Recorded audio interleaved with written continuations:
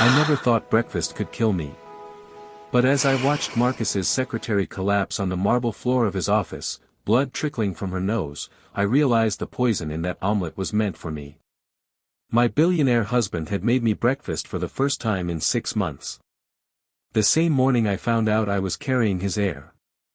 The same morning his mistress ate the meal that should have ended my life. My name is Emma Whitmore, and this is the story of how morning sickness saved my life, and exposed a conspiracy that went deeper than I ever imagined. If you love dramatic twists and luxury scandals, smash that like button right now and subscribe for more shocking stories. Trust me, you won't believe where this goes. Now, let me take you back to where it all began. 3 weeks ago, I woke up to something unusual, the smell of cooking. In our penthouse overlooking Manhattan, the kitchen was Marcus's least favorite room. We had a private chef, meal services, and a staff of 12. My husband didn't cook. He barely microwaved. But that Tuesday morning, I found him standing over the stove in his $1,000 pajamas, spatula in hand, making omelets. "Morning, beautiful," he said, not turning around. His voice was warm, attentive, the voice I'd fallen in love with 4 years ago, before the late nights at the office became later, before the business trips became weekly, before I became just another fixture in his empire. I stood in the doorway, one hand instinctively moving to my stomach. I hadn't told him yet. The pregnancy test sat hidden in my makeup drawer, 2 pink lines that had appeared just yesterday. I'd been waiting for the right moment, but the right moment never seemed to come anymore. "You're cooking," I said, stating the obvious. "Your favorite. Spinach and feta omelette, whole wheat toast, fresh orange juice." He plated it with surprising care, then finally turned to face me with that billion-dollar smile. "I know I've been distant lately. The merger with Chen Industries has been insane, but I want to do better, Em. I want us to be like we used to be." My heart should have soared. This was what I'd been praying for during those lonely nights in our king-sized bed, him on one side, me on the other, a canyon of silk sheets between us. But something felt off. Maybe it was the hormones. Maybe it was the timing. "That's really sweet, Marcus." I walked toward the breakfast bar, and that's when the smell hit me. Eggs. Rich, buttery, eggy smell. My stomach lurched violently. The nausea came in waves, crashing over me like I was drowning. I'd had mild queasiness the past few days, but this was different. This was violent, all-consuming. "Em? You okay? You look pale." Marcus was at my side instantly, hand on my lower back. I couldn't speak. I just shook my head and bolted for the bathroom, barely making it before my stomach emptied. I heard Marcus following, hovering in the doorway with concern that might have been genuine or might have been annoyance, I couldn't tell anymore. "Maybe you're coming down with something," he said. "You should rest. I'll have Dr. Morrison come by." "No," I managed, wiping my mouth with a shaking hand. "I'm fine. Just something I ate yesterday, probably." The lie came easily. I wasn't ready to tell him. Not like this, not with vomit on my breath and tears in my eyes. I called down to Thomas, our driver. "Mrs. Whitmore?" His gravelly voice came through the speaker. "Thomas, I need you to do me a favor. There's a breakfast here that I can't eat. Could you run it over to Whitmore Tower and give it to Diana Chen? Marcus's secretary?" "Of course, ma'am. I'll be right up." 10 minutes later, the breakfast was gone, and I was alone in the penthouse, still in my pajamas, still not pregnant as far as the world knew, still nauseous but feeling slightly less guilty. I spent the next hour curled up on the couch, nibbling crackers and trying to figure out how to tell my husband we were going to be parents. Would he be happy? Excited? Would it bring us closer together, fill the gaps that had been widening between us? Or would it be just another obligation in his overbooked calendar? At 10:47 a.m., my phone rang. Unknown number. "Hello? Mrs. Whitmore?" A woman's voice, shaking. "This is Jessica from Mr. Whitmore's office." You need to come to Whitmore Tower right now. It's Diana. She collapsed. The paramedics are here, and they're saying," her voice broke. "They're saying it might be poison." The world tilted. What? The breakfast. They said she ate breakfast and then she just. "Mrs. Whitmore, there's blood." They're asking where the food came from, and security footage shows Thomas delivering it from your residence, and I didn't hear the rest. I was already running for the bedroom, throwing on the first clothes I could find. My hands shook so badly I could barely zip my jeans. Poison.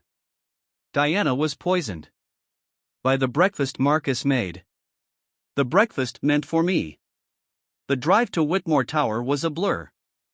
Thomas drove in silence, his knuckles white on the steering wheel. He'd already been questioned by building security, already given his statement. He kept looking at me in the rearview mirror like I was a stranger. When we pulled up, there were 2 ambulances outside the glass and steel monolith that housed Whitmore Industries. I could see the flashing lights reflecting off every window, turning the whole building into a giant emergency beacon. I ran inside, designer bag forgotten in the car, and found chaos. The executive floor of Whitmore Tower was usually pristine, all modern art and minimalist furniture, everything designed to project power and success. Now it looked like a crime scene. Yellow police tape cordoned off Marcus's office suite. Paramedics were loading a stretcher into the elevator. I caught a glimpse of Diana's face, gray, unconscious, oxygen mask over her nose and mouth. Blood had dried in a trail from her nostril. "Emma!" Marcus appeared from nowhere, grabbing my shoulders. His face was pale, eyes wild. "Thank God you're here. What the hell happened? Why did you send Diana that breakfast?" I couldn't eat it. My stomach was upset. I didn't want it to go to waste. "You didn't want it to go to waste?" His voice rose. Around us, employees were being ushered away by police, but everyone was watching, listening. "Diana might die because you didn't want to waste food?" "Marcus, I didn't know. Detective Rodriguez needs to speak with you." A tall woman in a gray pantsuit appeared at Marcus's elbow. Her badge glinted under the fluorescent lights. "Mrs. Whitmore, I'm going to need you to come with me. We have questions about the origin of the food Ms. Chen consumed." The next 2 hours were a nightmare of sterile interrogation rooms and repeated questions. Where did the food come from? Did I prepare it? Did Marcus prepare it? Who had access to our kitchen? Were there any household staff present? Did Diana have any enemies? Did I have any enemies? Why did I give her the food? Had I noticed anything unusual about the breakfast? I answered everything truthfully, but with each answer, I saw the detective's eyes sharpen with new suspicion. "Mrs. Whitmore, is there any reason someone might want to harm you?"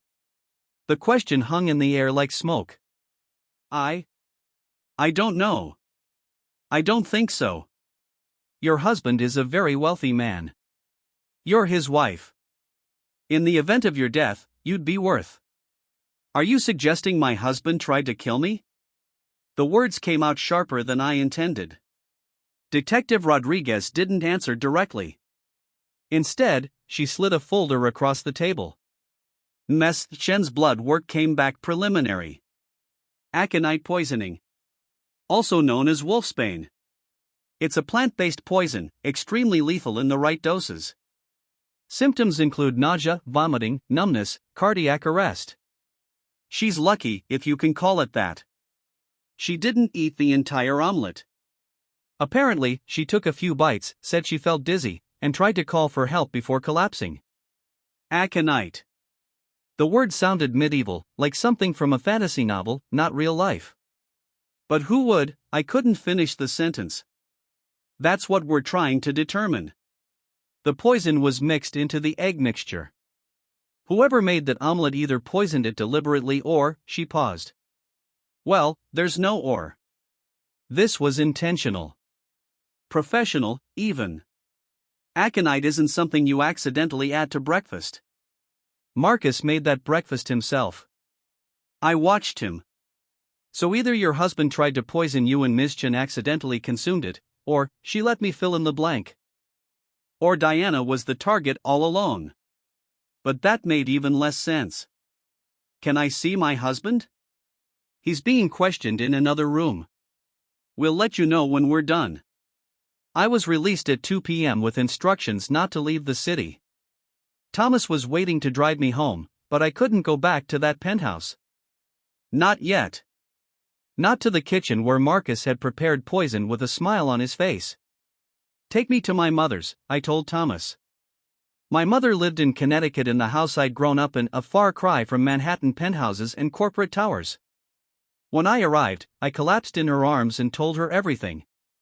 "Oh, Emma," she said, stroking my hair like I was 7 years old again. "Oh, sweetheart. Do you really think Marcus would try to hurt you?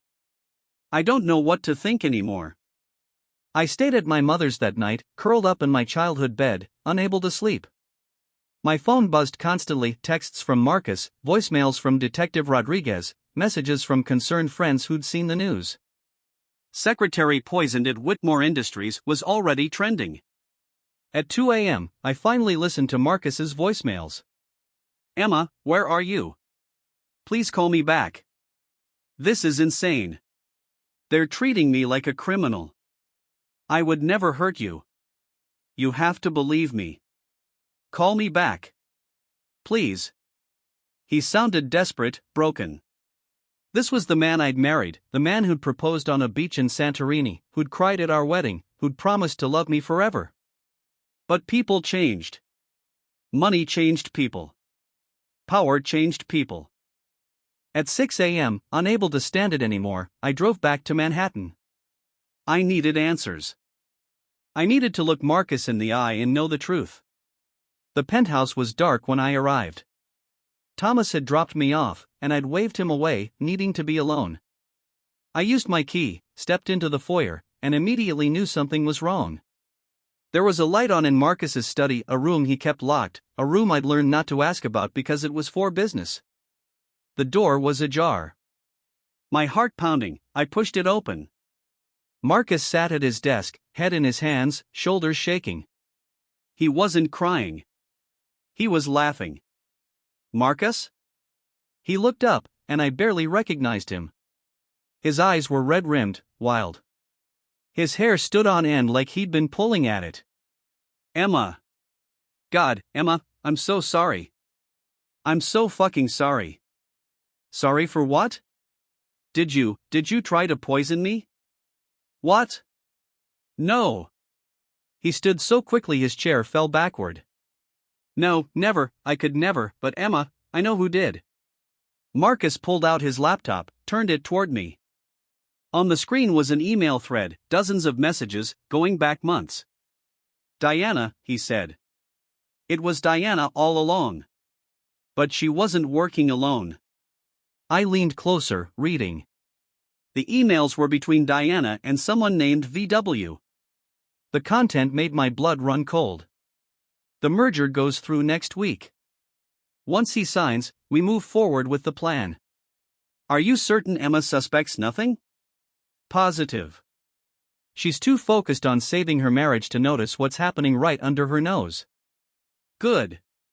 The aconite will be delivered Thursday. Make sure you're not in the office when it happens." "I don't understand," I whispered. "Diana was poisoned. We saw her." "Theater," Marcus said bitterly. "Brilliant theater. Look at this." He pulled up another file, security footage from his office, timestamped that morning. The video showed Diana taking the container from Thomas, smiling, thanking him. Then she went into Marcus's office. The camera angle didn't capture everything, but I could see her movements clearly enough. She opened the container, took out the omelet, and carefully, methodically, removed a portion of it. She wrapped it in a napkin, put it in her purse. Then she took a tiny bite of what remained, chewed, swallowed. 30 seconds later, she fell. She controlled the dose, I breathed. Enough to look sick, to be hospitalized, but not enough to kill her. Exactly. And who do the police suspect? Me. The billionaire husband. Or you, the wife who sent the poisoned food. While we're being investigated, while our lives are torn apart, Diana and her accomplice, he paused, jaw clenching, are executing their real plan. Which is? He pulled up a legal document. It was dense, full of corporate jargon, but one section was highlighted. In the event of the death or incapacitation of Emma Whitmore, and pending criminal investigation of Marcus Whitmore, all shared assets and controlling interest in Whitmore Industries shall be held in trust, managed by the designated executor, Victoria Whitmore. Victoria Whitmore. Marcus's mother. Your mother? I felt like the floor was falling away beneath me. VW Victoria Whitmore. She's been planning this for months, probably longer. Diana is her inside person. They were never trying to kill you, Emma. They were trying to frame us, both of us, to take control of the company. It was insane. It was also starting to make terrible sense. Victoria Whitmore had never approved of me. At our wedding, she'd worn black. She'd called me a distraction to Marcus's face, said I wasn't sophisticated enough for the Whitmore name. When Marcus had insisted on a prenup that protected my interests, she'd fought him for weeks. But the poison was in the omelet you made, I said. How did she? I didn't make it from scratch. There was a container in the fridge, pre-made egg mixture, already whisked with spinach and feta. I just assumed the chef had prepared it the night before. He pulled out his phone, showed me a text from 3 days ago. From his mother. Marcus, darling, I had my chef prepare Emma's favorite breakfast ingredients. They're in your fridge. Perhaps you could surprise her? She's been looking so unwell lately. A husband's care might lift her spirits. She planted it, I whispered. She prepared the poison, had it delivered to our home, and manipulated you into serving it.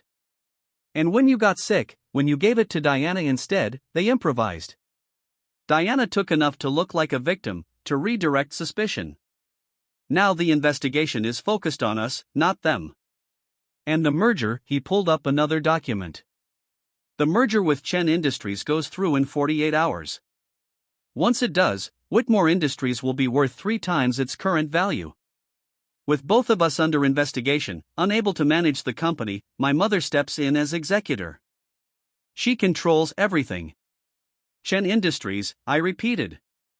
Diana Chen. Is she related to the CEO? Yes. Cousin. This isn't just my mother's plan, Emma. It's a hostile takeover disguised as a family tragedy. We had 48 hours to expose the conspiracy before the merger went through, before Victoria Whitmore became one of the most powerful business executives in the country on the back of our ruined lives. We need proof, I said. Everything you've shown me, the emails, the security footage, it's all on your private system. How do we prove your mother planted the poison? Marcus was already moving, pulling files, making calls. Diana's hospital room is under police guard, but she'll have her personal effects. Her phone, her purse, the portion of the omelet she removed will still be there. If we can get the police to test it separately from what she ate, the dosages will be different. It'll prove she controlled her own poisoning. And your mother? I recorded every conversation I've had with her for the past year. Insurance, I thought, for business purposes. But there are things here, Emma. Comments about you being temporary, about the company needing proper leadership. Alone, it's nothing. Combined with everything else. We worked through the night, building our case. At 8 a.m., we walked into Detective Rodriguez's office with our lawyer, 3 bankers' boxes full of evidence, and a digital presentation that laid out the entire conspiracy. The detective listened in silence. When we finished, she sat back in her chair. This is extensive. If you're right, this is conspiracy to commit murder, attempted murder, fraud, corporate espionage, she trailed off. But you understand what you're accusing your mother of, Mr. Whitmore? This will destroy her life. She tried to destroy mine, Marcus said quietly. She tried to destroy my wife's. She needs to be stopped. Rodriguez made a call. Then another.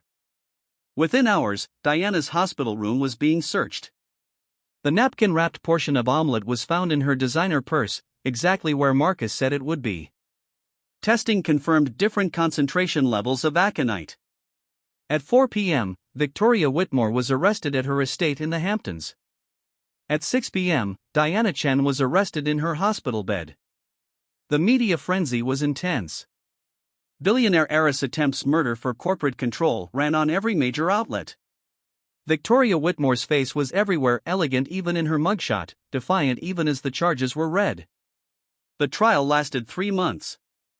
The evidence was overwhelming. Victoria Whitmore and Diana Chen were both convicted, Victoria of conspiracy to commit murder and corporate fraud, Diana of attempted murder and conspiracy. Victoria was sentenced to 20 years. Diana to 15. The merger with Chen Industries collapsed. Marcus stepped down as CEO temporarily to focus on rebuilding Whitmore Industries' reputation. And me? I'm 7 months pregnant now. Standing here in the penthouse kitchen where it all began, one hand on my swollen belly, watching Marcus actually cook breakfast under my supervision this time, every ingredient checked, every step witnessed. "You sure you trust me?" he asks, smiling that smile that made me fall in love with him. "I trust you," I say. "But I'm still checking everything you make for the next decade." He laughs, and it's real, unguarded. "We're different now. Trauma changes you, but it can also remake you if you let it. We sold the penthouse, Too Many Ghosts, and bought a brownstone in Brooklyn. Something closer to normal. Something that feels like a home, not a trophy. The omelet he makes is perfect. I eat every bite, and nothing happens except I feel full and loved and safe. I still can't believe my mother did all that," Marcus says, sitting across from me. "For money. For control. Some people can't let go of power," I say. "Even if it means destroying their own family." My phone buzzes. A text from Detective Rodriguez. "Thought you'd want to know. Victoria Whitmore gave a statement. Says she was trying to protect her son from a gold digger. Says she has no regrets. Some people never learn." I show Marcus. He reads it, then sets down his fork. "I'm sorry," he says. "For what my mother tried to do. For not seeing it. For..." "Stop." I reach across the table, take his hand. "We survived. That's what matters. We survived, and we're going to have a baby, and we're going to be okay." He squeezes my hand, and I see tears in his eyes. "We're going to be better than okay," he says. That was 5 years ago. Our daughter is 4 now, fearless and brilliant, with Marcus's eyes and my stubbornness. We had another baby 2 years ago, a son who cries when he's hungry and laughs when he's happy and knows nothing of poisoned breakfasts and family betrayals. Victoria Whitmore is still in prison. She's never asked to meet her grandchildren. I think about that morning sometimes, the morning my morning sickness saved my life. The randomness of it. If I'd felt fine, if I'd eaten that breakfast, none of us would be here. But I did feel sick. I didn't eat it. And that choice, that tiny biological rebellion, changed everything. Sometimes the smallest decisions are the ones that save you. My name is Emma Whitmore. I'm a mother, a wife, and a survivor. And I never, ever skip breakfast. If this story shocked you, wait until you hear what I'm posting next. Make sure you're subscribed and have notifications turned on so you don't miss it. Drop a comment below telling me what you would have done in Emma's situation. And remember, sometimes the people closest to us are the ones we need to watch most carefully. Stay safe out there.